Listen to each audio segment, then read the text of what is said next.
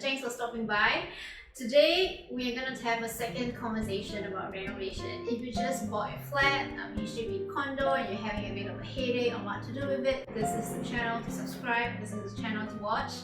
In the second part series of renovation tips, we're going to talk about three things. The first one is, of course, budgeting. Many of you ask me how I spend on renovation, what should you spend on, what should you really save on. I'm going to talk about that. Second, how do you really manage your entire project and your ID to make sure that you have a pleasant renovating experience. I'm going to share some tips. Lastly, do's and don'ts of renovation. I'm going to share my tips as well. So take a cup of coffee or tea. We're going to be here for a while. Enjoy the video.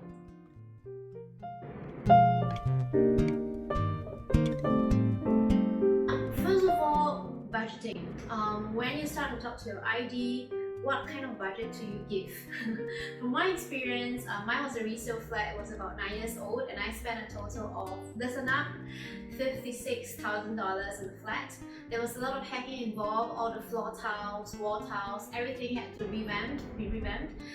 So if you're in a 4-room flat, about 95 square meters or so, this can be the amount you're expecting if you're going for an entire overhaul. For some of my friends who bought a BTO flat, I think the renovation cost is anything between $25,000 to $35,000, depending again on what you do, what you hack, and things like that. The first tip I have when it comes to budgeting is when you're contracting with the ID, when they ask you, hey, what's your budget? Always give a sum that is 5 to 10k lower than what you're prepared to let go of, because usually renovation costs always adds up. Right? A few more lightings here and there, and it's 10k more and stuff like that. So I would always quote maybe like a 45k and then be really strict about your maximum amount. Okay? So that is the first tip. The second tip is to budget in 3 different ways. What do you mean budget 3 different ways then? So actually, the renovation cost is just one aspect of the entire house. You're still going to have other parts of it. So say 65% of the money you're going to spend, the total money, is going to be on renovation. So for me, that would be 65k. And then another 25% of it is going to be on electronics. For example, your aircon, your refrigerator, your washing machine, your oven, all those things, your induction cooker, those are electronics, and they're going to take up another part, maybe about 30k or $25,000, really depends on what you purchase and how high end it's going to be. And I would say another 10 to 15% or so actually goes into things like accessories, soft furnishing, your maybe your lamp and your side table or anything like that. So there are different buckets of cost involved, and I would say for me, totally I spend about maybe 78 to 80k on the entire house, because there's just so many things to get. Even your lights and your ceiling fan, those things will cost money as well. So think about budgeting in 3 different buckets, okay, and that will help.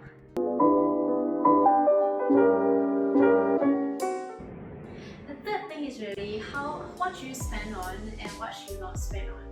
The bulk of the cost is going to be carpentry as well as wall tiles and floor tiles. Okay, to be honest, hacking of walls actually costs only about $2,000. Okay, what I really reduce cost on is carpentry. For me, I ask myself, what kind of storage do you need?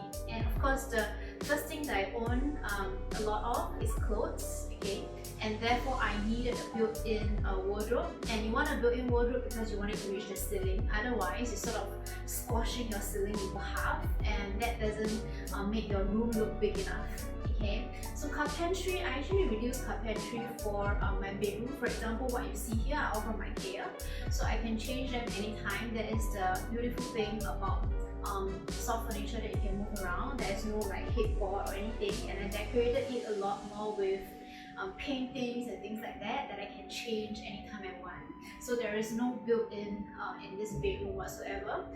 In the living room, I also didn't have a TV cabinet that is built-in TV console. I got it from IKEA. And you will see that because of the color combination that I have, it's largely white, grey, light wood. It's relatively easy to get furniture that maps one another, that has that cohesiveness. For my shoe rack. Okay, there was a unique situation there. I actually really wanted to buy a shoe rack from IKEA, but because of the dimensions, it is quite a squeezy space. I had to custom make it, but I didn't go through my ID for that. The secret is your ID actually charges you likely a 30% increase from the goods that the carpenter delivers to him. Okay, so my ID was going to charge me, I think, about $1,000 for the shoe cabinet that I wanted it to be built. But when I went on Carousel, there was a carpenter there, and she was lovely. She owned her own company, right? And she made the shoe rack for $700, which is at a 30% discount. What I did was to give her the laminate number that was being used for the other parts of carpentry in my kitchen, so that you do see that cohesiveness. It looks like everything is planned. Yeah. So if you notice, in my living room, there are two tones of colors. There is that light wood, and then there is that grey and white combination. Okay, so that allows me to play around with it. I think color combination is something that is really important. So another thing is, for tiles, I chose a lot of marble tiles that were manufactured in China. I think that significantly reduces the cost price. I saw the Italian tiles, they were beautiful, but they were significantly more expensive, and that will up my cost for about 3K.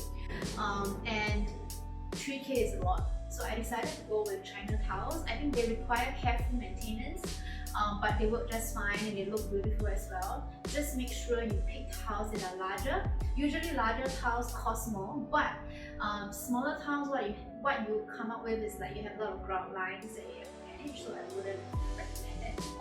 My flooring is from this place called the Floor Expert. To be honest, I took a long time to decide on the flooring as well. It's a major cost, but it's I think it's from Belgium and it's pretty nice texture. So I went with a light wood because so it matches with everything else.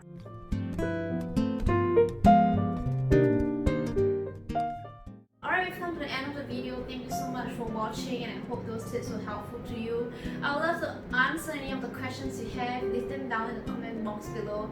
If there's anything else I haven't addressed and you want me to make a video of it so that it can help you in your journey, let me know. I'll do my very best, and I'll see you next time. Have a very fun renovation journey.